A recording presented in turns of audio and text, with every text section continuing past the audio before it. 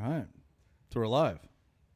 Officially live on both? Like YouTube and? We are officially live. Like, I actually started the podcast this time. Right. So, well, I mean, we like, won't have any issues this time. Second episode ever. We got it right. Awesome. That's true. Not bad. But welcome to another Jags podcast, episode 76. This is our defensive back breakdown episode. If you haven't yet followed us on Twitter, we're at Another Jags Pod. We're Facebook, Instagram, Another Jags Podcast. This is our last position, Joey. Our last one? We're not doing special teams and kickers? Oh. Or special teams? We got one more. I meant football position. I don't know if you... Okay. Yeah, like real football. Well, those are my favorite, so... That's your favorite, huh? Yeah. Well, unfortunately... Gunners? They aren't real football players, Jason? Do you remember Kasim Osgood? I do not. He was on the team. He was like a wide receiver, didn't play a lot, but he was on the team just for his special teams. Yeah. And he would literally, I remember he got into like a fight with some team, and it was like awesome. And it was like he was like taunting the other team's sideline. I was like, this is why Kasim Osgood is on the team. Which is great. Yeah, it was awesome. So this is our second to last position group then? No, it's definitely going to be our last position group for sure. So, fair enough. But we've been with you throughout the summer. We're excited about the upcoming episodes. We're going to be talking about the start of the season, preseason games, predictions. Finally, preseason will be here. We have something to talk about. Man, are we going to finally go game by game and just like break it out? Yeah, that'd probably be next week's episode. I cannot wait. Yeah.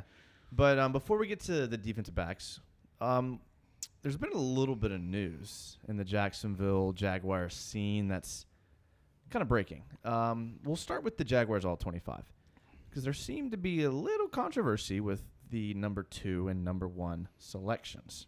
I think butt hurt is the appropriate comment for it. Now, for those who don't know, Joey is the biggest Fred Taylor fan that walking the face Probably of my earth. favorite football. He is. He's my absolute favorite football player of all time. Yes. So I'll just leave it at that for now until you continue. Yeah, so Fred Taylor had a tweet saying he was not very happy with the selection of him being number 2, and obviously Tony Baselli is going to be number 1. So let me just go ahead and read, in case for you that you don't have Twitter or Facebook or whatever it is. He says, blowing smoke out of his nose emoji. That means hot. I'm not sure who voted, but they missed. What were you guys doing for the 11 years I carried the team? One day, someone other than me will recognize how valuable I was. I did something only 21 players in history of the game have done at my position. Hashtag, what a joke. First of all, I'll take this because, like Jason prefaced it, I'm the biggest Fred Taylor fan. The guy's a stud. I mean, I go back and watch the highlights of him like breaking runs at this point. Breakaway speed. I mean, dude, the guy was awesome. But come on, man. First of all, you carried the team for 11 years. That's a bold statement when you got, Mark Brunell, Jay Smith, Baselli. I mean, there's a lot of good dudes on the squad when you played. You're not Maurice Jones-Drew leading the league in rushing when you got nobody. So, first of all, man, come on. Not to mention 2 of those 11 years with the Patriots when he played 6 games and 7 games and started 1. Yeah, I mean, was he carrying the Patriots in 2009, 2010? Was he? Yeah, no, he was with not. With the one career start? Yeah, he was not. You just got to be bigger than that. I mean, I get that he's mad. Like, I thought he should have been number 1. I mean, Baselli might be the best all-around football player we've ever had, but he had, 7 years before he blew out his shoulder? Probably make the Pro Bowl or the Hall of Fame, but come on, Fred, man. Let your fans talk for you in that case. Yeah. Like, that's not something for you to say. That's something for you to, like, take 24 hours and cool down and then let your fans do the talking for you, because plenty of us would have said that for you. At least create like a Kevin Durant burner account and talk about yourself via that way. Like, and is this going to be like, is this going to create any like weirdness? Because he does, I don't know if they televise it on TV. I don't think they do. No, he's straight radio, but he's the after game. Every after game, he's like the guy. No, but at halftime, he also does a little analyst too. So they put it on the Jumbotron at the games. They definitely don't put that on TV. Okay, I didn't think so. No. It's pretty he's not very good. He's not a very good analyst. He's not. Yeah, you should call it like it is. I love Fred Taylor. He's not great on radio either. Yeah, I mean, he doesn't come across well. I mean, exactly. I mean, it's not that his insight or takes are bad. It's just that he doesn't really like talk well. Yeah. And I'm not saying that we talk well. No, but it's a great on point. Right. Like he's better at running than he is at talking. Do you think that's going to create any awkward situations in the future? I mean, he's a Jaguar employee, and he came out and did that. I mean, Yeah. Baselli, like, I don't know, it was a week ago on Hicken and Prosser show. He's always on there every Monday. And they asked him, they said, hey, what if Fred's number 1 and you're number 2? And Baselli's whole thing was like, he was a man about it. Like, he was a professional about it. Yeah. I'm sure he would be butthurt just like Fred Taylor is, but he was not going to say that publicly. He'd let his fans do the talking for him. So, I mean, it's just a matter of, they're both amazing football players. They both, as a Jaguar fan, I mean, you can't not love them both, but it was a bad look, man. It really is. Well, what do you think about the moniker that he gets, Fragile Fred? I think that was something that stuck with him way longer than it should have. I mean, he basically tore his hamstring off the bone, and dude fought back and played all the rest of the games. I mean, that's not like a minor injury. That's not like a Marquise Lee hamstring pull. I mean, he, like, off the bone. I think where he gets it is from 1999, 2000, 2001, that 3-season span. He only played in 25 games, which isn't like a little bit, but I think that's where he got it. And in 2001, he only played in 2 games, and that was probably the season that he tore it. But from 2002 to 2008 as a Jaguar, I mean, he didn't miss very many games. No, not at all. So I'm with you there. And he was the workhorse. I mean, you look at Brunell's stats, Smith had some catches and Brunell had some throws, but he was the guy as far as the offense went. So I kind of get where he said I carried the team, but dude, they had a legit defense. They had a legit offensive line. I mean, it wasn't like, dude, they were good. You didn't carry the team, Fred. Come on, man. In 11 years with Jacksonville, he had 11,271 yards. That's pretty dang impressive. 62 touchdowns, 4.6 yards per attempt, 80.5 yards per game. The yards per attempt is what gets him in the Hall of Fame possibly at some point, because over an 11-year career, that's pretty sick. Another 2,300 receiving yards. Yeah, I mean, just go back and watch the footage of him, man. I'll pull up the YouTube clips, like the montages, and like, dude, that guy, he was that guy. He had like another gear. Like, he turned it on, and like nobody was catching him. Like, he was that guy, and he was a Jaguar, and we haven't had many of those. So I get it. And Baselli's position is not like that flashy, like, but dude, Baselli's a really good football player. Yeah, I mean, I remember being pretty upset as a Jag fan when Randy Moss beat him for Rookie of the Year in 1998. And Randy Moss was a really good player, but I was always a little butthurt about the fact that because Randy Moss was like a receiver, played on the same team with like Chris Carter, Dante Culpepper, that he got a little more love than Fred Taylor did, which is probably true. Yeah, he did. And it was a toss-up. I think that was probably a coin flip at that point, and Jacksonville market probably hurt him at that point. I mean, Minnesota's a bigger market, and Moss got it. But you can't knock it because, I mean, what rookie wide receiver comes out and puts up those numbers? Nobody. All right, and before we get to it's quickly about training camp, the news did come out today that the city and Shad Khan have moved one step closer. They've reached an incentives deal on the $450 million Lot J development. Joey, you're the development Lot J guy. I'm all for it. I mean, there's no downside to it. You already have, like, you've got all the other areas of downtown that have become cool at this point. I mean, like, it's somewhat safe to go down there. It's a clean city compared to a lot of other big cities. I don't know if you guys have been to a bunch of them, but some of them you go to and you're like, man, this is disgusting. It smells like sewer. Ours isn't. And everything's getting, kind of tied to the same area. Lot J is going to be fantastic. You bring businesses in there, you bring extra housing in there. Nothing can be bad about that other than parking. But the big thing is the whole flyover ramps that they're going to have to redirect as far as traffic goes. Because if you're a taxpayer, I mean, that's not going to be a good thing because Con ain't paying for that. So if you want to get on the soapbox, that's the downside to it all. But it's good all around. With all the money that I pay in taxes already and all the traffic from construction I already have to drive through, I don't think that is going to really affect my life too much more than what's already out there. It won't. It's just a matter of, like, we're making a worldwide billionaire more of a billionaire, and we're paying for it. Why not? I agree. Dude, I was reading about. I'm not playing devil's advocate here. I'm using other people as a Right. devil's advocate, and I see what you're I'm with you. I mean, ever since he's been here, I don't care who's paid for it. Everything's been better. You got the amphitheater now. I mean, like everything is better since Khan's been here. So, dude, keep rolling. If you haven't read about Shad Khan, you need to. Yeah. I was reading the other day.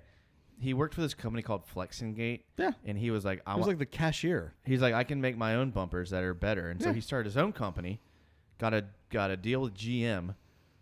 Flexingate sued him. Okay? So check this out. This is where the story gets awesome. Flexingate sues Shad Khan. Shad Khan hires the cheapest attorney he can find and tells him, I'm going to defend myself.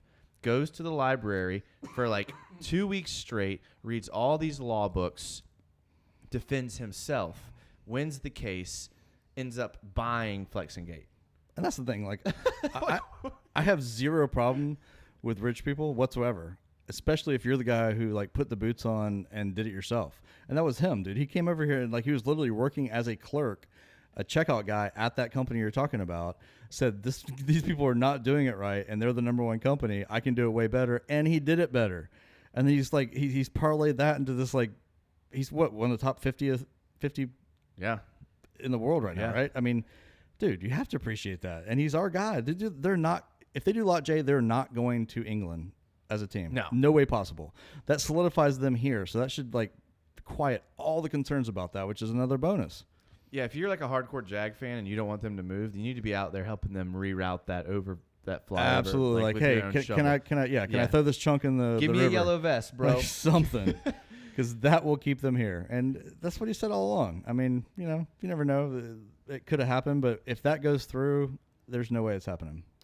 All right, well, before we move on to the defensive backs, and I know this is a defensive backs podcast, and if you clicked on this just to hear about our breakdown of defensive backs, because we go pretty in depth, I'm sorry. But I've been waiting a long time for this. We've been doing this for about a year and a half now. Almost a year and a half. Yeah. Not quite, but almost. Almost. And I've been waiting for a negative comment to read on the podcast. Oh, we've got a negative comment? We finally got one. Like, okay, I'll stop here because a lot of people aren't going to believe the fact that after a year and a half, we haven't had a negative comment. No, I mean, we're 5-star iTunes rating. We have all these great comments. Never had a bad thing said about us. So we actually have somebody that says something negative. Dude, bring it on, man. I want to hear that. That's how you get better. I know, and I agree. And I feel like we've made it now. Yeah, we've got some haters. I've You're right. wanted this for a while. We've gotten good enough to have haters. Yes. That's a good point. All right. This is from Bent Meister. So thanks, Bent. We appreciate this. Another Jags podcast would improve with more pre-show research and a basic written agenda to guide the conversation. Thoughts? He's not wrong. He's definitely not wrong. There's absolutely no agenda for sure. I mean, I do that for meetings at work and stuff. Last place I'm going to do that's here. I mean, that's not what we're trying to be. No. I mean, if you look at our mission statement, which I guess we should probably get that out there somewhere, that would be a written agenda.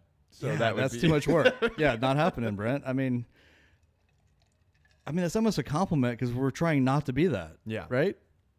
I mean, maybe when James was here, we had some written agendas we had to when we first started. Yeah. Like we had to have like a just to like, get where we're going. Yeah, find out who we are. We probably stopped that on episode 20, if that long. Maybe episode 10. And he says, quick recommendation to Big Cat Country is to drop another Jags podcast since they're already uploading their episodes on their own anyways. So our lack of written agenda has made us more popular to where we have other people wanting to host our podcast. Right. Yeah, we should definitely stop that. Yeah. No. Yeah, we should. I mean, we're on 2 podcast networks, and we're getting within a year and a half in a small market. Well over 1,000 downloads an episode, not even counting YouTube. Yeah, I mean, maybe we should start the written agenda thing there, Joey. What you think? I'm thinking no. I'm thinking we're going to continue as is and let this play out. Wing it. Wing it. That's what it is. Okay. All right. Well, let's not spend too much time on that. I've always wanted to do that. Like I hear other podcasts do that, and I've always wanted to. I mean, honestly, take a step back. Like when we did first start, like the first 20 episodes, if you want to use that as like, I would like text people I knew and be like, dude, give me some legitimate feedback of what we're doing bad. Like, please tell me something bad. And I mean, most people won't do that, but we got some and kind of tweak things. But Yeah, if we are doing something you guys don't like and you've been a fan the whole time, let us know, man. Don't sugarcoat stuff. Only way you get better is by constructive criticism. So bring it. Warning that we may read it on the podcast. Oh, we absolutely will read it on the So podcast, just and keep we will that call in your mind. name out Just there. keep So that in mind. yeah, it's not like the box where you don't know who put the comment in there. It will be commented on. All right, we're gonna start our Twitter questions with Courtney Lott, and he's at striving _4 _ a lot with 2 T's. Okay, Clever. and he says thoughts at safety. How do y'all feel about Wilson? Can he make enough plays? I'm going to hold my comment on that because I think I'm going to comment on that when we talk about the defensive backs. So you can take that one. Okay, so the safeties were terrible last year. Yeah, Hands down, terrible. Tashawn Gibson had a couple plays where he looked okay, but they were not good. Well, that's why they didn't pay him again. And we're not bringing our free safety or our strong safety back. And actually, our strong safety lost his job like halfway through the year. Talking about Barry Church losing his job to Ronnie Harrison halfway through the year. Going off their PFF grades. I know we don't have PFF fans around here, but whatever. We pay for it. So Everybody uses it at this point, Yeah. though. I mean, it's kind of like the baseline. Yeah. So Gerard Wilson, who he was asking about, had 200. That's J-Rod. J-Rod, however you want to say it. It's definitely Gerard. 222 snaps, and he had a 73.7 defensive grade, which is actually Pretty good. And that ranks him number 5 on the team. Not Out of bad. all defensive players? Out of all defensive players. Wow. And, 222 snaps. That's It's not a lot, but it's like. Not a little either. No. Taven Bryan played 301 to give you a sense of like how many snaps. And his grade was like 9. So, he was 11th on the team with a 71 grading. But a 73.7 defensive grade, a 73.6 run defensive grade, a 78 tackling grade. Yeah. Not bad. Manageable. I'm excited to see what he does with more snaps. I was kind of like hesitant to give him my vote of confidence early, but I'm ready to see what he has. I'm sure the coaches see more than we do, so I would hope so. let's see. Let's see what happens. And the other guy, Ronnie Harrison, who I think we're all big on. Dude, Harrison's going to be a baller in the league. No doubt. Didn't grade out terribly good. 328 snaps last year, a 61.1 defensive grading, 49.8 against the run, 72.6 tackling, which is pretty good. That puts him 21st on the team. But you got to remember guys like Nick DeLuca, Eli Anku, were ahead of him playing only like 4 and 2 snaps. But you also have to remember that he was thrown into the mix. He was a rookie. A rookie guy. Yeah. And also the fact that our defense was on the field a ton last year. And on top of that, they were in horrible field position most of the time. So those numbers are kind of meaningless to me at this point because last year, decimated by injuries. I don't think Harrison's going to be the bomb. I mean, I was going back and watching some games from last year and like watching the defensive backs. And I just over and over again was like, holy crap, our safeties were terrible. When we played the Cowboys, Dak Prescott had a read option where on the first touchdown of the game. Dude, that game was pitiful.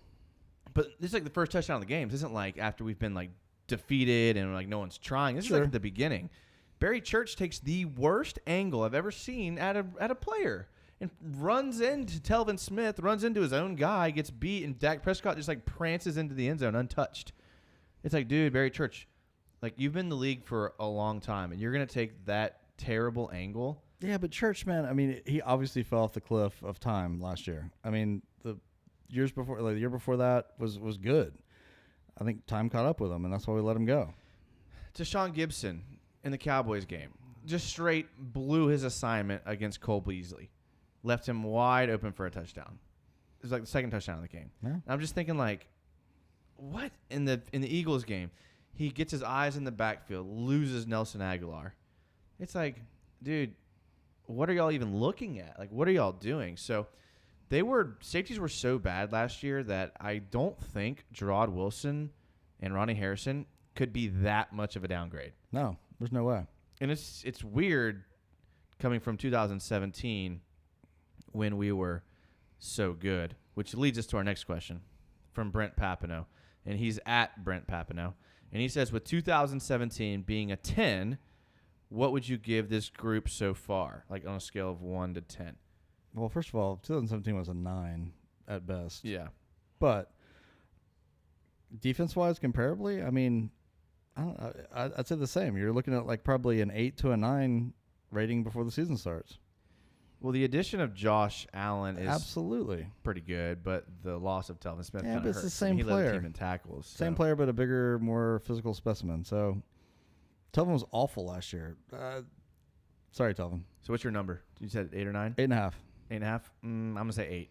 Yeah. I'm going to say Telvin. Losing Telvin hurts. I know he was bad, but I think losing Telvin hurts, and I think Josh Allen probably will take him a year to kind of get where he needs to be. I think Ronnie Harrison takes a step forward. Don't know what Gerard Wilson is. Dude, we're still a top 10 defense, and our offense is going to put us in better position this year and keep them off the field a lot more than they did last year. So we're still a top 10 defense. This question's from Josh Hampton, and he's on YouTube. And if we haven't told you yet, which I'm surprised because I usually like to gloat about the fact that we are on YouTube live. Jason does like to see himself. I do, I like to see myself all the time. You know me, I'm just always trying to see myself in my guns and hair. Tight polo. There you go. You got the schmedium going. I mean, I agree. He says, if our defensive line wasn't as good, would our DBs still be elite? Absolutely.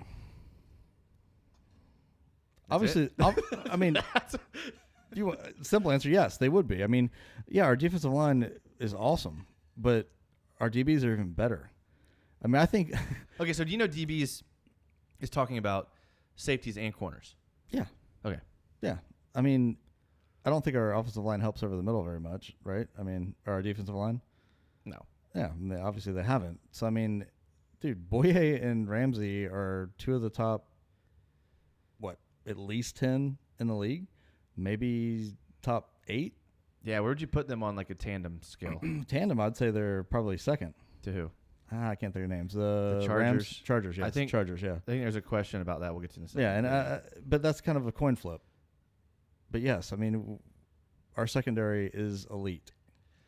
Yeah, secondary's good. Our linebackers were just terrible last year, man. Going back and watching, when I was watching the Chiefs game, Pat Mahomes was 8 for 10 on his first 10 throws of the game, and basically everything was underneath against the linebackers. Yeah. Everything was on Telvin. Well, everything was like they'd obviously watched some film but it was so early in the season. Like there was like and I couldn't believe like Jalen Ramsey did really good against Tyreek Hill, and he basically shut him down.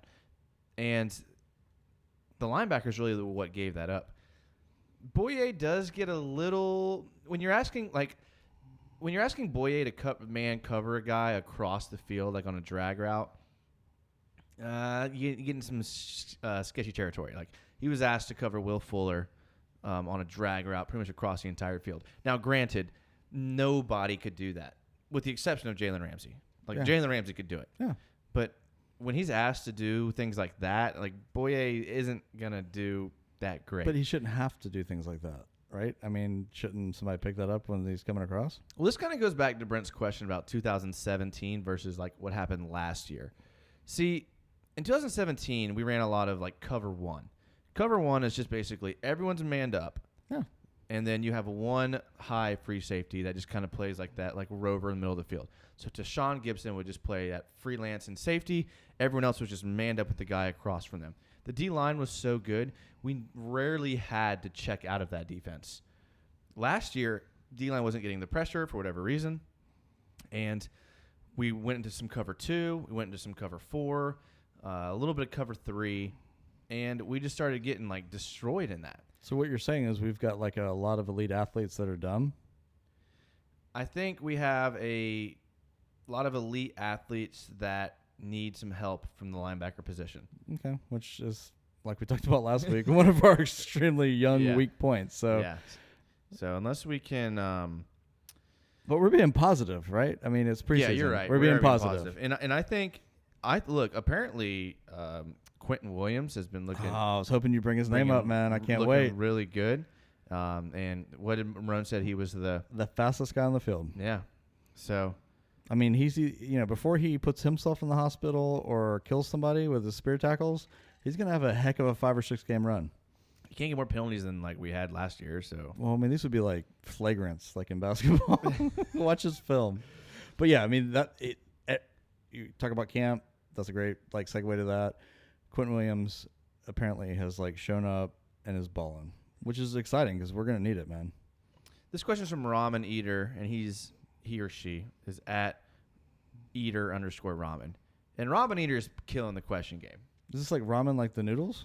His profile pic on Twitter is in fact a square ramen noodle Man, brick. this is my boy because Yeah. I'm a ramen fan. And he or she says, "Do we still have the best secondary in the NFL?" The best? No, I mean you can't say that, right? Well, Heather at Hey It's Heather17 on Twitter points out that Mike Clay of ESPN ranked our cornerbacks number 2 in the league behind the Chargers. Agree or disagree? I personally disagree and would put us at number 1. No one beats Jalen and AJ. But again, that's a coin flip, man. I mean, I think if you're top 5 in any category, then you're the best in the league. I mean, it just depends on the Sunday. It depends on the weather. It depends on who you're playing. It depends on, yeah. So here's what makes the Chargers secondary like elite is Casey Hayward. They have Trevor Williams, Mike Davis, Desmond King, not that good. Casey Hayward's really good. So is Williams. Yeah. Casey Hayward is elite. But then they have Derwin James. And Derwin James is probably, I'll say it, the best safety in the league. Yeah. And I'll say that. And I'm not like a Florida State guy. I'm not a Florida State homer. I kind of are. I was big on. It depends on which way the wind's blowing. I was big on Derwin James when he was coming out of college. And I was too, and I don't like Florida State. That guy is a physical specimen. I mean, he's one of those guys. He's just stronger, faster, nastier than everybody out there at that position. He's basically like the Jalen Ramsey of the secondary position. He is. And he can play DB too, right? Yeah, I mean, he plays all over the field. Yeah. And, I mean, I would have loved to get him. Man, Yeah. I wish we could have had a chance at him, but, you know, we got Taven Bryan, so. My God, I'm going to start crying. They drafted Nasir Adderley in the second round, and he may be a pretty good guy there. And then Adrian Phillips could be good. I don't know. I would take that probably over ours, which is tough because I like Jalen, but I'm kind of falling off the Bouye train a little bit here. Which leads us to our next question. Well, before we get to Bouye, we have a question about Bouye. But before we get to that, I think we're going to hit y'all with some commercials here. It is time for a break. Yeah, and we got to take a break too. Honestly, personally, I have to use the restroom.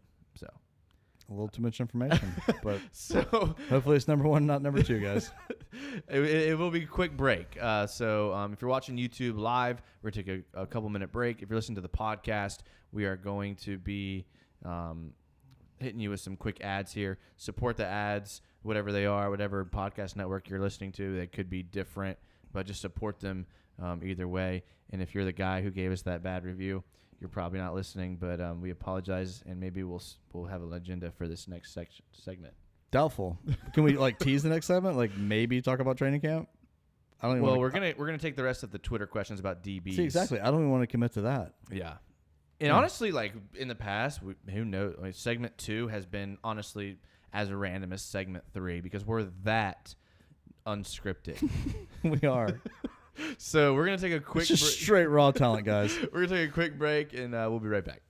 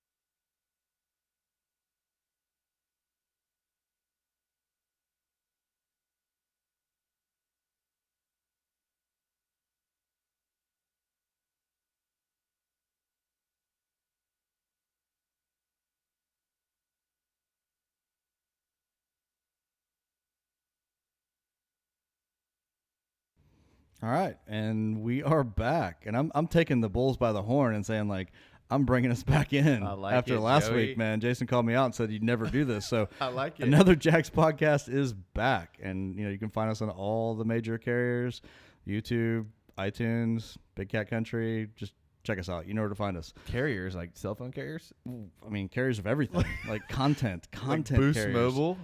Cricket Wireless? Exactly. Burner phone, maybe. I don't know. Might be a little small screen, not good resolution, but yeah, you can find us. So I kind of want to take that last comment with like the secondary. I mean, I know we're going to talk about them a little more, but I honestly worry about like how hot it's going to be and the traffic getting to the game more than I worry about our secondary. So I think that's a pretty good sign.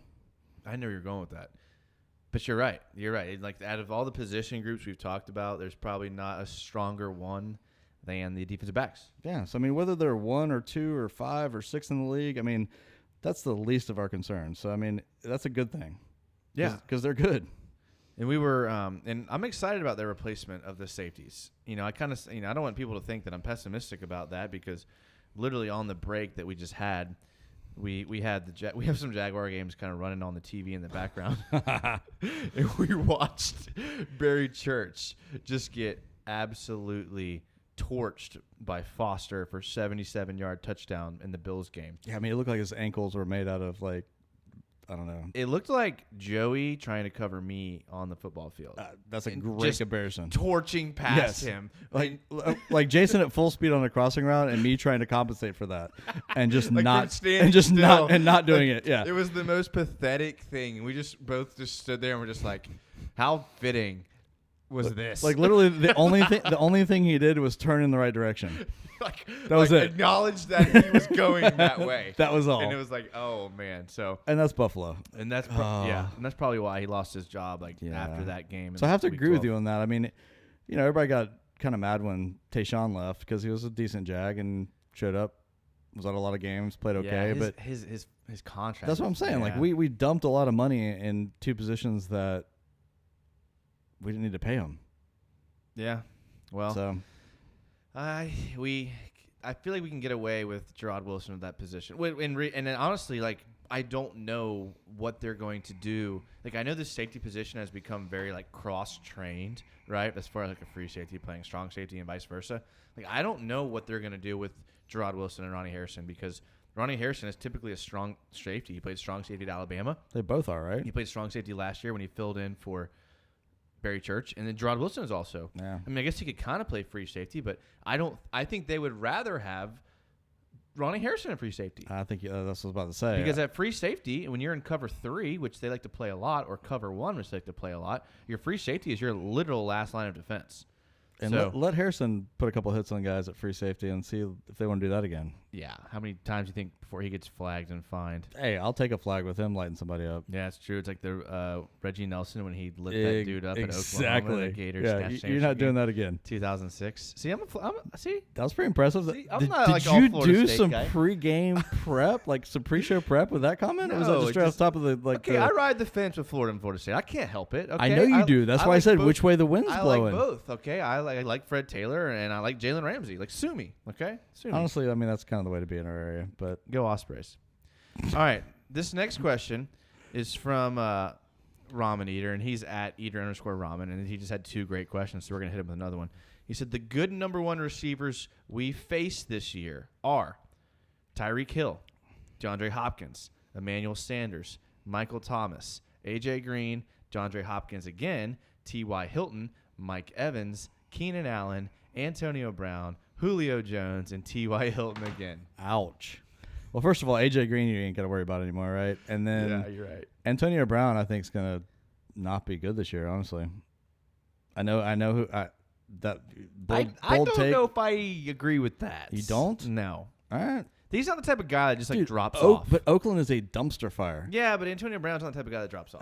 He's not. All right, we'll He's see. not. He's gonna be chucking TVs out of his hotel room on like kids in no time, and we'll see how that goes.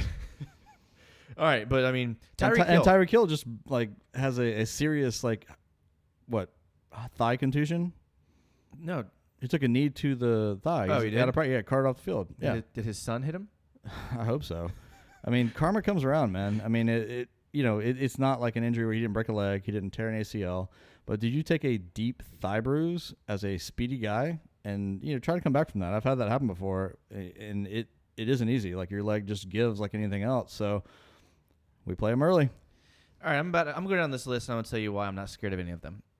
I'm scared of DeAndre Hopkins. I'm going to say that straight away. Tyreek Hill was shut down by Jalen Ramsey.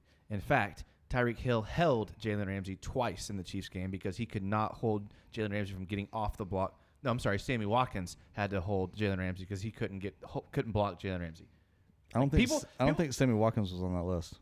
No, I'm saying Sammy Watkins had to hold Jalen Ramsey. Kind of like a pick play or something. Yeah. Okay, gotcha. And he was called for it. And Tyreek Hill holds a lot because he's so undersized. People do not give Jalen Ramsey enough credit for his run defense.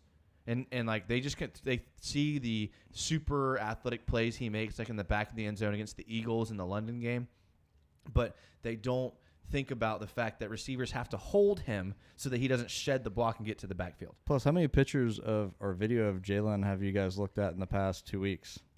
That dude's like, I would say a solid 20 pounds heavier of straight muscle. He has a chip on his shoulder, as we like to say on here. He's made that leap to where it's like you're wearing a different hat size. It's like the Barry Bonds without the steroid. I mean, like seriously, like his face is different, like his neck. Like it isn't like I just hit the gym. Like he's still a kid, kind of like he's still maturing, and his body, like everything is different, dude. I can't wait to see that guy this year. DeAndre Hopkins was shut down by Jalen Ramsey. And if you go back and watch the games, which we do, and to that guy that said we don't do pre-show research, we probably do more pre-show research than anyone else out there. We just don't have a script for the shows. Yeah. I think we do like post-game research for the next. Yeah. Oh, yeah. I mean, we do a lot of that. I watch every game probably 5 times. I go back and watch every game and watch certain positions. So we watched like the '89 NBA draft the other day after that. I mean, talk about some research. Okay, it wasn't '89. It was like 2002. Still. Okay. DeAndre Hopkins was shut down by Jalen Ramsey. If you go back and watch the film, the only plays that DeAndre Hopkins made on Jalen Ramsey were when they were in zone and DeAndre Hopkins ran into Jalen Ramsey's zone last minute and Ramsey was like the first one there, or DeAndre Hopkins pushes off. Now, DeAndre Hopkins makes a great one-handed grab in like week 5 against the Jags where he pretty much like arm bars Jalen Ramsey and makes a left-handed catch. Great catch, and Jalen Ramsey like wants a call. You go back and watch it, and Tony Romo even says that they should have called pass interference on that play. And what Tony Romo says is the word. Is seriously biblical. I agree. Emmanuel Sanders. Nothing to say about that. Okay. Who's he going to play for? Titans? Buffalo? No, he's with the. Yeah, you can't even name it either. He's with the Broncos, isn't he? He's with the Broncos. All right. Yeah. All right. Michael Thomas just got paid. He's gonna mail it in. And should have. Easy. Mails it in. Guy's paycheck. Come on now. He's cruising. All right, come on. He's now. like, don't. He's like, hey, bro. He's pulling that Julius Thomas. Dude. He's saying, I just got paid. I'm on vacation, bro. No way. $100 million. Lets that happen. He had 1,400 yards and like 9 touchdowns last year, dude. He's the best stats at any wide receiver in the past 3 years. Okay, Drew Brees. This is a side tangent. For those of you that play Madden, okay, I got the newest Madden, and they have this thing called like X Factor, and it's where like these like elite players have these like little like traits that like make them better than like everyone else. Does he have like all of them? Drew Brees legit does not miss passes. He doesn't. Okay, I played the computer and I played online against the Patriots. Or I'm sorry, against the Saints. I kid you not. Like I am not exaggerating, okay? 2 games against Drew Brees, not a single incompletion. First of all, I love the fact that you're using Madden to back up your facts. But second of all, I agree. This is side, bro. He did not a single incompletion. and like, look, like I get it. You're like trying to make him throw the ball incomplete. Like, hey, we're gonna do this. Like you play an opponent online and he has these like cheesy plays. I get that. Sure. Okay? But the computer, yeah, you're playing the computer. Okay, dude, Drew Brees. He's not that good. He's not that good. Okay, Tom Brady isn't that good. Where he goes, I think Brees is better than Brady at this point. Stop it, dude. He is. Brady has rings. That's all. I didn't say over the course of the past 10 years. I said at this point, Brees is the best quarterback in the league. Brees definitely has a better supporting cast around him, no doubt about that. So you got to factor that in. Okay, AJ Green injured. DeAndre Hopkins, already made my point. T.Y. Hilton, maybe not even the best receiver on his team. They just picked up, who's the fast receiver they have? I have to look it up now. While you're looking that up, if T.Y. Hilton doesn't scare you, I don't know. No, what he does. doesn't. He does not scare you. Devin Funchess. Okay, they have Devin Funchess. Okay, and Chester Rogers. I'm more scared of those two. I get T.Y. Hilton's like underrated. I get it. I mean, he's one concussion away from never playing again. But here's what scares me more about the Colts. They're freaking tight ends. Yeah. They're freaking tight ends. When you have over 200 yards receiving with your tight ends in the first half against the Jags, I don't care about T.Y. Hilton. Give me a linebacker that can cover a tight end. That's all I ask. What about the revamped offensive line, their revamped defense, and their salary cap that's like $60 million under the limit? I know they're Super Bowl favorites, but I mean, just give me a guy that can cover Eric Ebron. Give me a guy that can cover Jack Doyle, and then I'll be fine. I'm not scared of T.Y. Hilton. Mike Evans, trash. Who's throwing to him? Crab Legs McGee. Mike Evans was the one that Jalen made cry on the field, right? Like, isn't that the one? The one that chokeslammed him was AJ Green. That was Green? Okay, sorry. Yeah. Keenan Allen, good receiver. I'll give you that. Keenan Allen's a stud. But I think Jalen Ramsey matches up really well with Keenan Allen. He does. Keenan Allen, because Keenan Allen's a jump ball receiver. Yeah, absolutely. And Jalen Ramsey is a jump ball DB. And I'll take Jalen Ramsey 10 out of 10 times over Keenan Allen. I agree. Antonio Brown. You already made the point on Antonio Brown. Julio Jones. We all know the Falcons are going to be trash by the time we play them because that's how the Falcons are. Julio Jones doesn't catch touchdowns, so who cares? Yeah, that's true. What's he going to do? Get a couple like deep yards and then never score in the red zone? Great. Here's 11 yards per play. And T.Y. Hilton. I already made my point. Boom. What are you scared of? What are you scared of, Ramen Eater? We just went through that entire list, and we just debunked all of that. I will say, though, out of all that, DeAndre Hopkins has to be the best receiver in that group. Do you disagree? He is the best, but Jalen Ramsey is better than any of them. And the only way that he will get catches is if he's not being covered by Jalen Ramsey. But that's the thing. We won't let Jalen be that guy. I don't understand that. Maybe I they do will not this year. understand that. Maybe they will this year. Why haven't they in the past? Well, maybe last year they thought Bouye could compete with DeAndre Hopkins. Maybe they thought Bouye, since they were paying him $77 million or $72 million, whatever it is, that he could keep up with those guys. But you can't tell me that Ramsey wouldn't want to be like, hey, their best guy, tight end, wide receiver, whoever, I'm going to go up against him. I'm going to shut him down the entire game. I think he does, and I think we saw that late in the year, and that's why they were talking about how Jalen Ramsey was just straight ignoring the coverage calls. Because he took it on himself. Probably. All right, but it doesn't really work in a team game. Nah, you're right. Maybe basketball, 5-on-5, you get away with that. But no, but that should be the scheme. No, I agree. All right. I agree. All right, Josh Hampton says he was at the Cowboys game. Oh, I'm sorry, Josh. I know. Unless you're a Cowboys fan. Maybe you're a Cowboys fan. No, he's not. He's a big Jags fan. All right, sorry, Josh. And he said that he was in the nosebleeds, and this drunk Cowboys fan was letting him know every time that they gave up a big play. Wait a minute. There was an obnoxious Cowboys fan? That's a surprise. I don't believe it. And I'm going to go on a limb and say that they weren't from Dallas, like most Cowboys fans. They are America's team. And then Heather Newkirk says she was also at the game. And she was downing margaritas to drink away the pain. Good for you, Heather. And what are all these people doing in Dallas for that game? You didn't go there for the Jags game, right? Can we get some commentary on this? Josh does live here. Heather, I'm not so sure. But Josh definitely does live here. Right. And so he probably just made the trip. I'm making the trip to Denver this year. Really? Yeah. And I hope that doesn't happen there. I do love the city of Denver. I'm going to try to catch a Rockies game, so it'll be like a kind of fun trip. Colorado's awesome. Oh, yeah. Denver's my second favorite city. Oh, Heather says she's a Texas Jags fan here. Wow.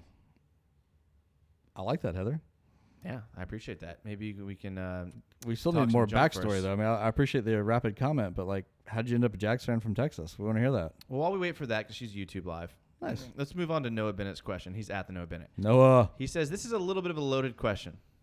Are you ready for this, Joey? No, I'm not. That scares me, Noah.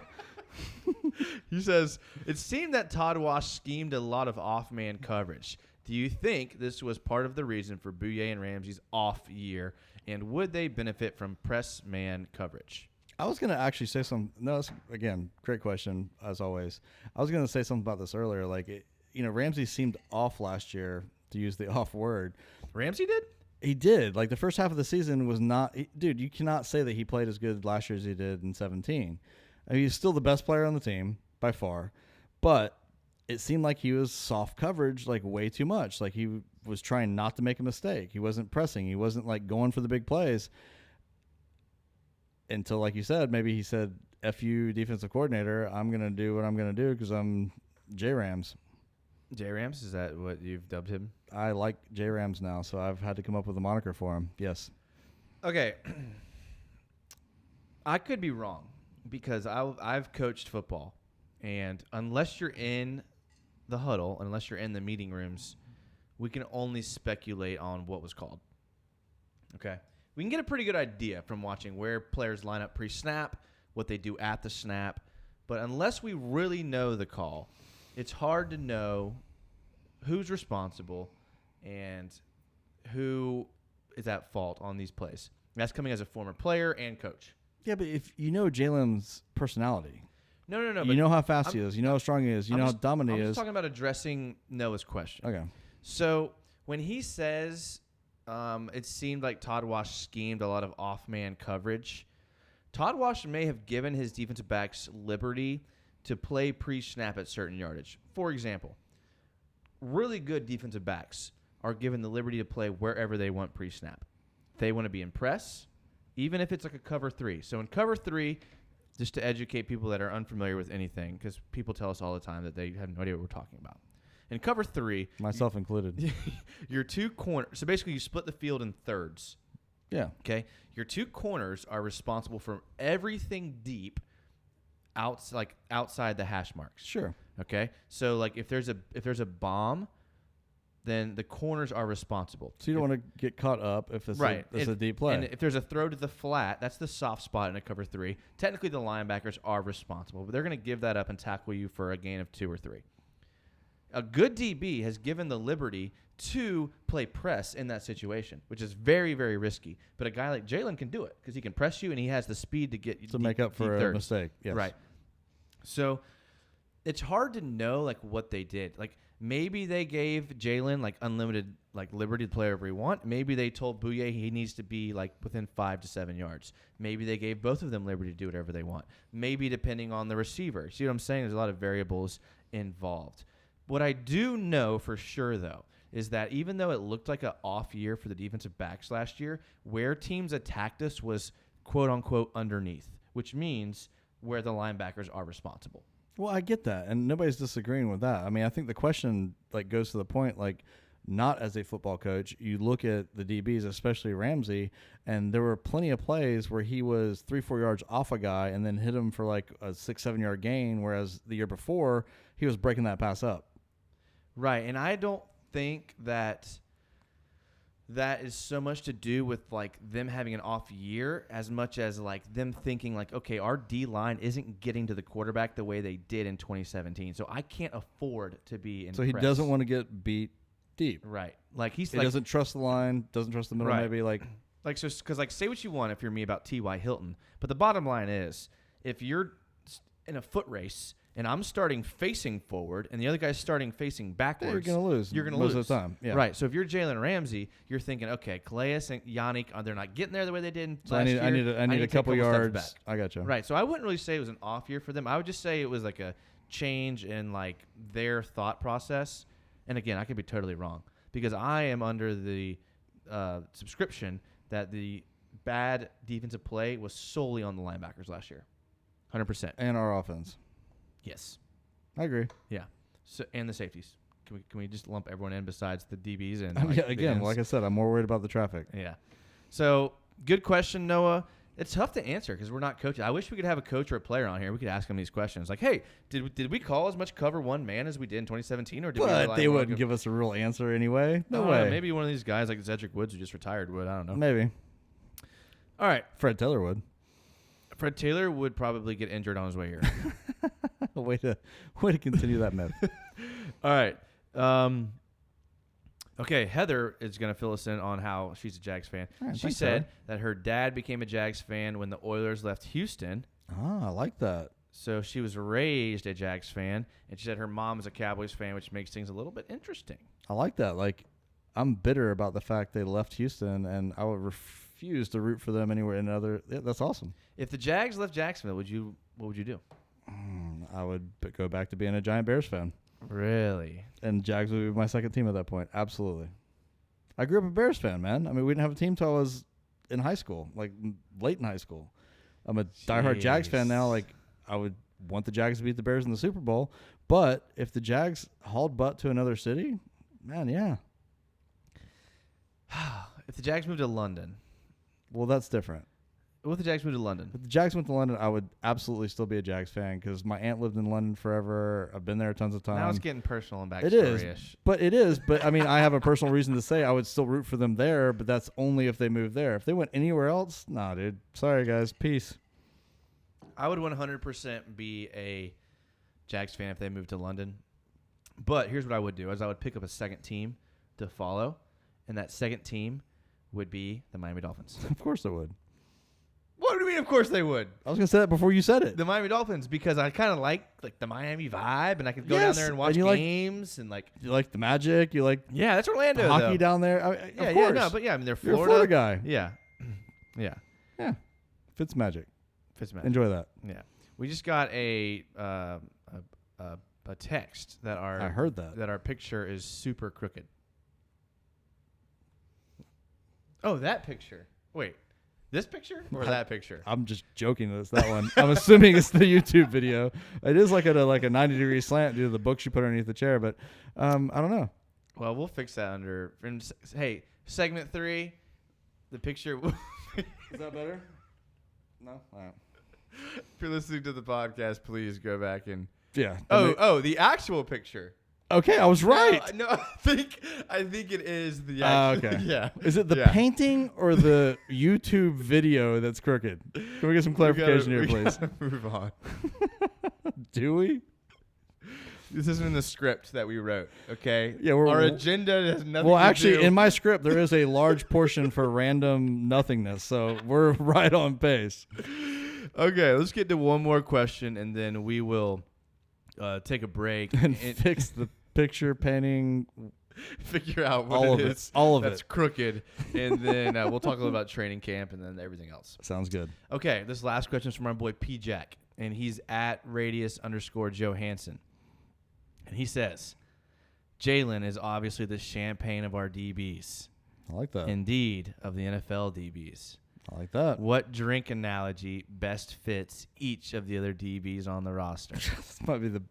Okay, we need to take a break and then answer that question because that might be the best question ever asked. All right, we will take a break, and then we're going to get to this question. And it's going to transition to us talking about, like, the depth at defensive back position because or the complete lack thereof. somehow we have, like, in all of our other position groups, we talk, like, really quickly about the depth. We have totally abandoned that. And that's just going off script, you know? It's just us not going by the script that we wrote before the show. The script up. We've ripped the script up on this episode, and we're going to talk more about the depth at DB. And here's a spoiler.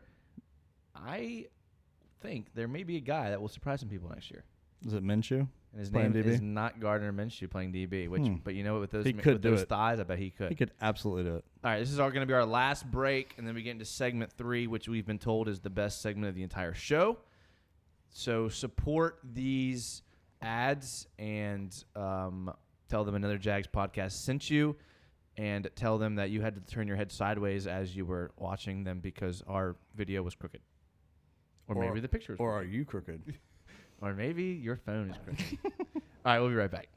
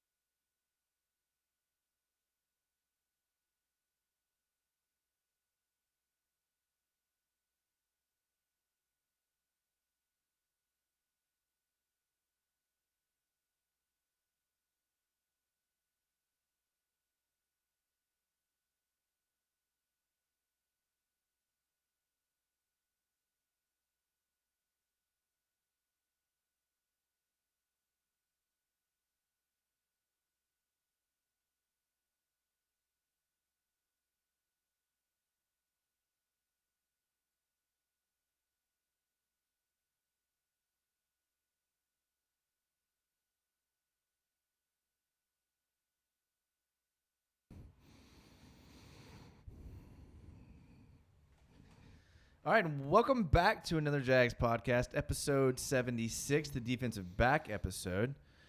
And Joey, did you get your scripts ready for segment 3? I did, actually. All right. My script is tight. Yeah, it is. So segment 3, we're going to get a little bit to the depth of the Jags defensive backs, which if you're just a casual fan, you might find boring. If you're a hardcore fan, you might find enthralling. I mean, I would say so. I mean, there's a lot of big news there. Like we nobody's mentioning this, but we've got like one of the best ever like we signed at some point, Revis, right? I mean, CJ Revis. like Revis Island. Yeah, I mean, Did he used to play for the Jets? not quite the Daryl Revis. Oh, that's a different Revis. But CJ Revis. Dang, my script was way off. That's what we get. All right, Jason, you take it from here.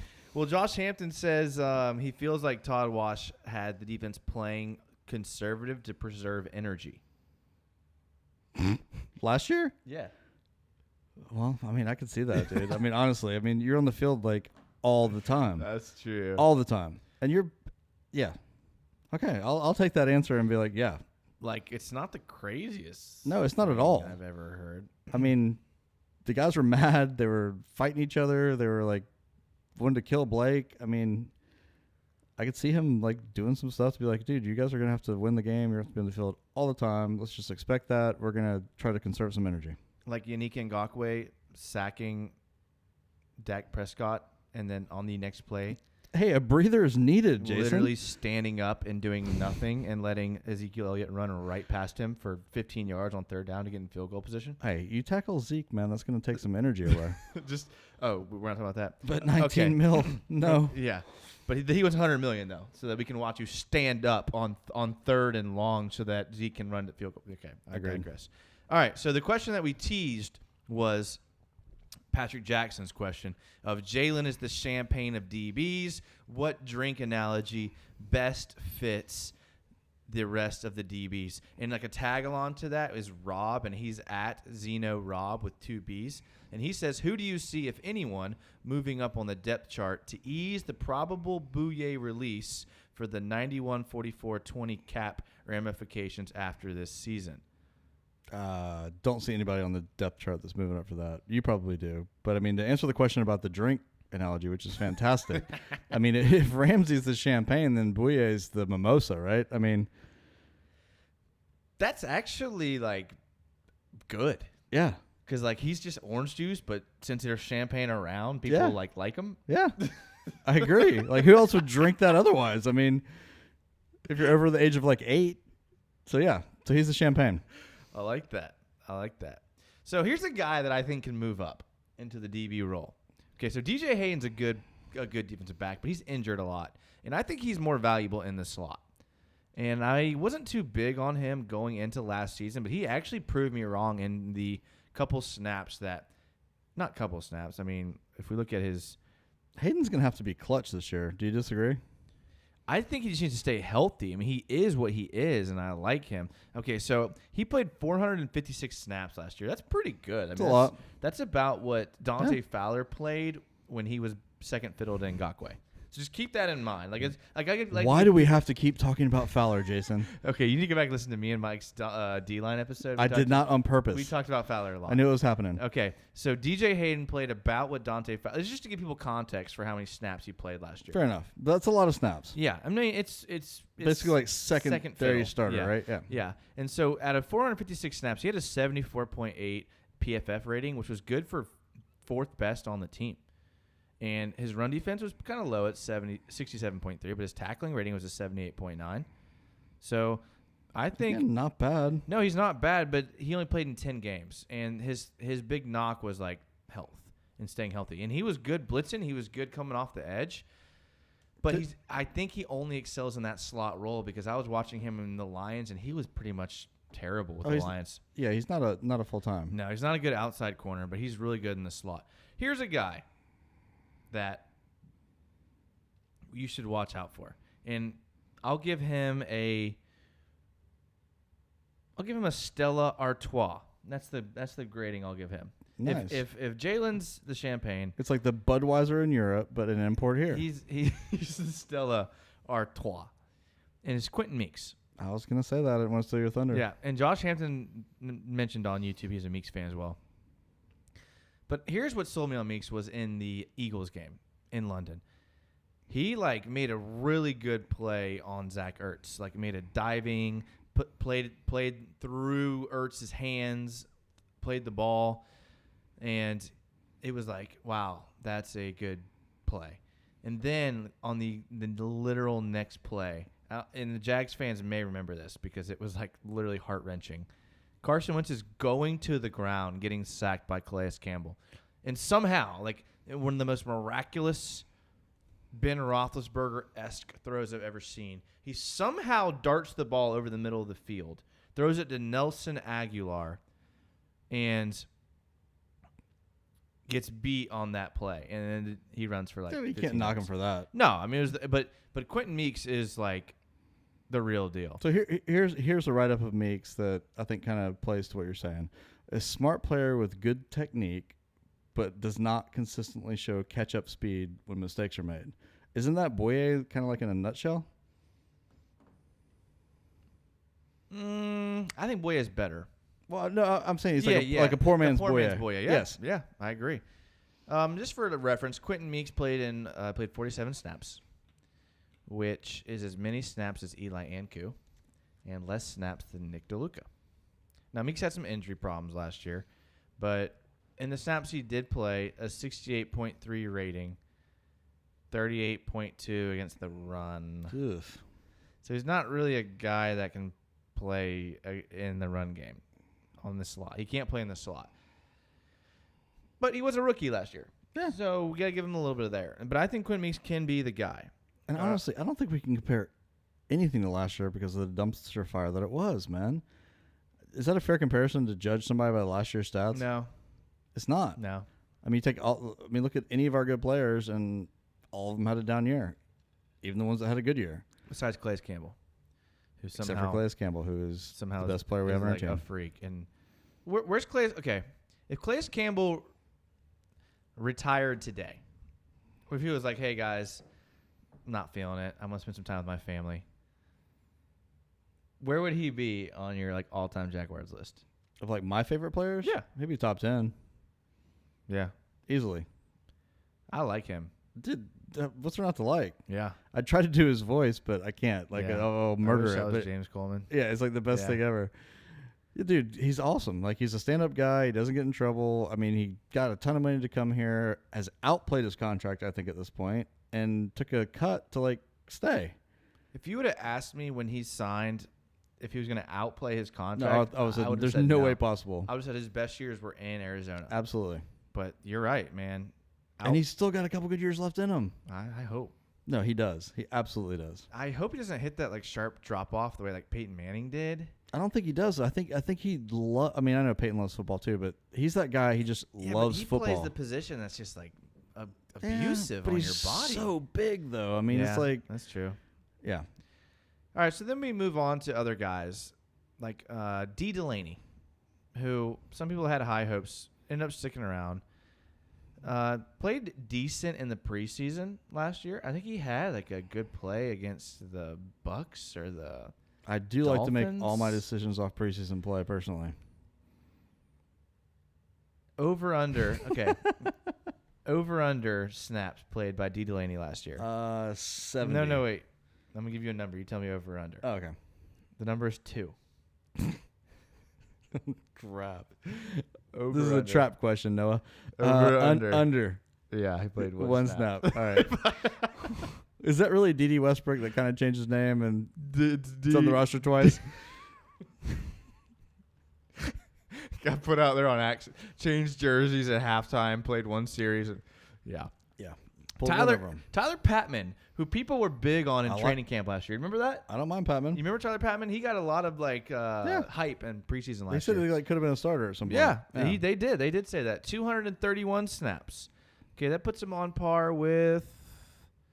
Golly, Barry Church's grade was just dog crap. Holy crap! He was horrible last year. Wow. Okay. Literally, that's Leon Jacobs played a little bit less snaps than that. But I mean, that's a decent amount of snaps. Like you've gotten a look. Yeah, you Not got a look. You got a look. Not a good look, but a look. His PFF grade was a 60.2, fourth worst on the team. 58.4 tackling, 57.1. I can't remember the games when he first came in. Like it was England, I think, right? Is that the first game he played?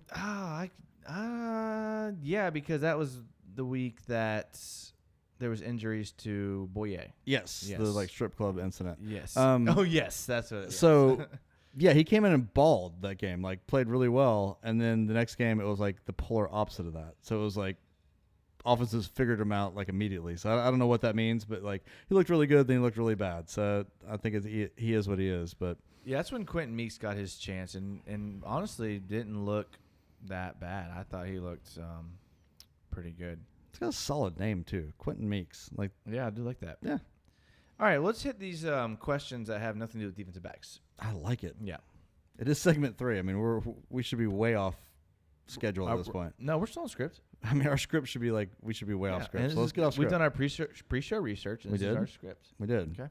So do we have to stop now that we're done with our script? No, this is still on it. So we can keep going. Yeah. Okay. Cool. Yeah. And we fixed our picture, so it's not crooked anymore. And this is from Brent Papineau, and he's at Brent Papineau. He says, what would it take for Nick Foles to surpass Mark Brunell as the best Jaguars quarterback? A Super Bowl win, AFC Championship, Super Bowl loss, a couple good years, 4 playoff years? I mean, AFC Championship game, obviously. Would he surpass Mark Brunell with that? Absolutely. One AFC Championship game, he's the best quarterback we've ever had. Why? Bortles did that. Why? AFC Championship win? Win. So that's a Super Bowl appearance. A Super Bowl appearance Super Bowl loss. would make him the greatest quarterback we've ever had. Okay. 4 straight playoff seasons? Yeah. He'd be pretty dang close. What about a couple good years? What if 2? No. I think if he goes to playoffs 4 years in a row, then he's by far the best quarterback we've ever had. Yeah. I think if he has 2 years, he's like tied. Super Bowl loss for sure. AFC Championship game. If that's all he did, then that's actually a disappointment. Like if he gets there just once, yeah. A Super Bowl win, then come on. Yeah, I mean, yeah. Give him the keys to the city. Could be Mayor Foles for all I care at that point. We'll change this to the Nick Foles podcast. Exactly. Foles, just tell us what the script is, Foles. Yeah, and then his second part of his question, which he asked earlier, was how much of an advantage is it for our wide receivers to have Foles to throw to and to have to go against our DBs? Well, it's a huge advantage for the first time ever because they can actually let our offense throw against our DBs, which they didn't do in the past. Is this a segue to training camp? Because This is a segue to training camp. All right, we're going to go into that because Do it. Foles has not thrown an interception in training camp yet. We're talking about like 6 days at this point. One of them padded, which I don't know why they didn't have a padded day yesterday, but no interceptions whatsoever. Mm-hmm. Bortles had 5 interceptions in 1 practice. And got benched. And they limited the first team offense not to hurt Bortles, just his mojo, man. Foles, you don't have to worry about that, man. So absolutely, it's a huge advantage to have him going against our DBs. They both make it. Ramsey said that. Ramsey said like he's making everybody better. Like he was out there yesterday running routes with the receivers, like actually running the route he wanted them to run to show them like where the cut was supposed to be made, where the ball was going to be. I love to hear that. Dude, who does that, dude? Yeah. It's awesome. Yeah. I was listening to the national syndication radio today. It was I don't know if it was Colin Cowherd or Dan Patrick. It was Colin Cowherd because I keep the national station on backup when 1010 goes to commercials. And they were talking about the absurd question of is Nick Foles better than Carson Wentz? And they said it's absurd. They said Carson Wentz is way better. I disagree. Will Wentz be better? Wentz, before he got hurt, was literally like number 1 in MVP like candidacy. Like Vegas had him as like the number 1 odds. Last year? No, I'm talking 2 years ago. Of course. Before he tore his ACL. Well, he's coming off a torn ACL. He's a quarterback. Coming off a torn ACL. He's not a running quarterback. He's a thrower. Before he tore his ACL, they had Wentz. Vegas had Wentz as like the number 1 MVP candidate. He was having a great year. So I'm not saying they're wrong or they're right. I don't know. I haven't seen enough of Wentz. That supporting cast in Philly is like obnoxious. Yeah, it's awesome. Yeah, I mean, it's stupid. They have 2 tight ends better than anyone's number 1 tight end. They have speed receivers. They have possession receivers. They have the best offensive line. They have running backs that can receive passes, that can run. And with whatever. all that, they were still tanking halfway through last year until... I don't think they were tanking. Dude, they were not going to make the playoffs. Nah, they were not going to make the playoffs. They had a good run. They were not going to make the playoffs until Foles took over. Yeah. And then not to mention they have Doug Peterson, who's a very innovative play caller who could lead any team. But what they said was that Foles is a good guy and that everyone loves him, great locker room guy. They had nothing but good words to say about him, but they just unanimously said they wouldn't put him in the top 10 of NFL quarterbacks. He doesn't need to be in the top 10. Yeah, I agree. But I'd like for him to be. I mean, it would be nice if he was. I wouldn't put him in the top 10 right now, would you? No. I mean, I'd put him in the top 20. Maybe I'd like to think he pushing top 15. I think he could prove his way into the top 10. I think he could absolutely play his way into the top 10. Yeah. But we'll see. The last DB I want to talk about before we break, because I think this podcast is like well into the hour. Yeah, I think it's like 2.5. But that's okay because we scripted this one to be 2.5 hours. Beforehand, we talked about this needs to be our longest one ever. This needs to be our 2.5 hour podcast. Ever, yeah. Breon Borders. That sounds like some fancy cheese. Breon Borders had 3 interceptions on Gardner Minshew this week. Is this like the extra special after the real podcast? If we had 4 segments, this would be a segment 4. Okay, great.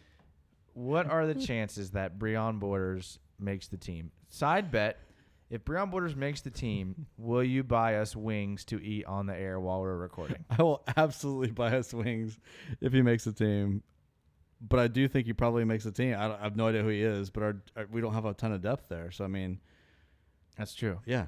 Well, he went to Duke, I think. Oh. God, I hope I'm not wrong about that. But he went to Duke, and his highlight film is kind of nasty, actually.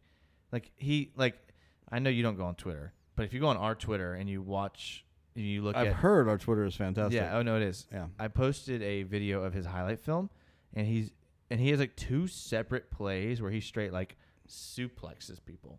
Yeah. Like picks them like up. Donovan Darius style? Yes. Like suplexes. them. Nice. And he has like a bunch of interceptions. Like what are his stats? What are we talking about here? Like 6'1", like 220 or 210? Like what are we dealing with?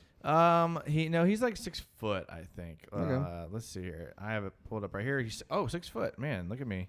6 foot, 200 pounds. All right. Went to Duke. He was undrafted in 2017. He got signed by the Raiders, and then was cut. Then the Bills for the year, and then the Texans, and then was cut. And now he's with the Jags. Hey, most of those guys that were undrafted on their 4th team turned out to be fantastic. So I think you're onto something here, Jason. He was selected in 2016 as an All-ACC 3rd team. 3rd team. If he played basketball, I'd be impressed by that. He had 12 interceptions. That's good, actually. That actually ain't bad. 34 pass deflections, 2 forced fumbles, and 148 total tackles. All right. Hey, I like the backstory, man. Undrafted, you're on their 4th team. You're picking off our backup quarterback. I'm sorry. He was actually on our practice squad last year as of October. Oh. And he was signed to the active roster December 22nd. So he's earned his way on to having a shot. And he got to play a whole week with the Jags on the active roster. All right. If he makes the 53-man. What'd you say his name was? Smoke Gouda? Breon Borders. Oh, Breon. Okay. If Breon Borders makes the 53-man, you're saying you will buy wings to eat on the podcast. I not only will buy wings, I will let you pick where they're from and what kind you want. That was the biggest mistake you've ever made. I mean, I think it'll turn out to be delicious, and won't That's be true. a, That's a won't win-win be a for both bad. of Yeah, us. exactly. Well, I think that's it for episode 76. Unless you have anything to add. I don't think I do. I think that's deep track. I think that was solid. Yep. Actually, I do have something to add. I'm going to tease a bit that we might be working on going forward. Okay. The local look. Hit him. We've kind of talked about it. Yeah. I mean, we are local guys. We were born and raised here. We started this because we love the Jags. We love everything about Jacksonville, Duval, and we want to promote more local stuff. So if you guys have some recommendations out there, it doesn't matter what it is, restaurant, auto mechanic, like whatever you guys love that is local Jags, local Jacksonville. We're going to throw our own thoughts out there. We'll pick a couple things each week, and maybe it'll help some people out. I think it's a good thing to do. Let's make sure to hit that early in the podcast when there's more people listening and haven't turned it off by then. Yeah, I mean, put it in the comments, and we'll mention those first before we talk about the other stuff that are on our structured list of items to discuss that week, and we'll go from there. Yeah, on our script. But I do want to end with this. This is from Josh Hampton on YouTube Live. Which one of you guys said Blake was going to be a Pro Bowler last year? That was definitely me. I will own that. Hey, man. I was wrong. Wait, what else? I can't even like defend it anymore, man. I mean, he had such a good run in December the year before. I mean, that Pittsburgh game was one of the greatest games I've ever seen in my entire life as a football fan. And he played good that game. And he played amazing. Yeah. He almost beat the Patriots and went to the Super Bowl. I mean, you got to be excited going into it. And I was wrong. I was as wrong as I could, be possibly. So Josh was at a tailgate I was with, and the debate got pretty heated between me and someone else when I said that Tyrod Taylor was a better option as a quarterback than Blake Bortles. I still disagree with that. And this dude literally wanted to fight me over it. And I have to say, I can't say I was right because I think they're both kind of on the same. Yeah, they're both maybe a good backup. And they did go head to head in the playoffs. And it was Blake the Bortles worst game we've ever seen, but Bortles ran it out. Yeah. But I will say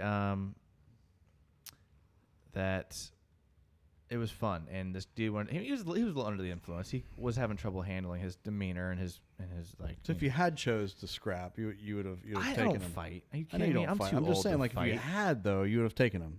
Oh yeah. Okay. Yeah. That's all we need to know. Yeah. How is that relevant to anything we were talking about? Because Josh Hampton was there. Ah. Yeah. And he just put it on. No, he didn't. But I just thought of it.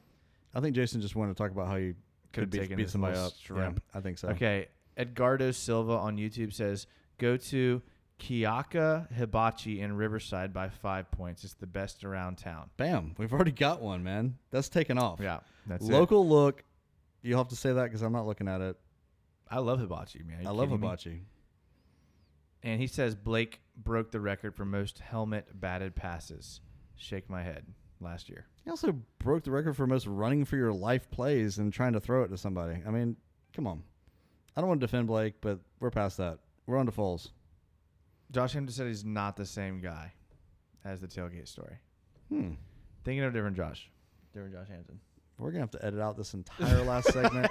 If we could keep that local look in there because that was on time. But, yeah. All right, my bad, Josh. We should have stopped when Jason said we were going to stop. It's a different guy. Way to go off script, Jason, and ruin the podcast. It's a different Josh. I thought his last name was Hampton. All right.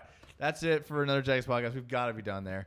Thank you guys for listening on YouTube Live. This video is going to be on YouTube. I'm going to edit a podcast without some of the crappy crap on here and without the long breaks. And you can go back and listen to that on YouTube as well. So there'll be 2 of each episode on YouTube. You can find us on Big Cat Country. You can find us on SB Nation. You can find us on Overtime Network podcast. And we're going to have some good things coming soon because now that we're reaching like well over 1,000 downloads per episode, we figured we better improve our game a little bit. We better up our game. Yeah, so we're going to do it. We're going to fix our pictures. We're going to get a script. Who knows? We'll do all kind of things. Thank you guys for listening. And as always, go Jags. Go Jags.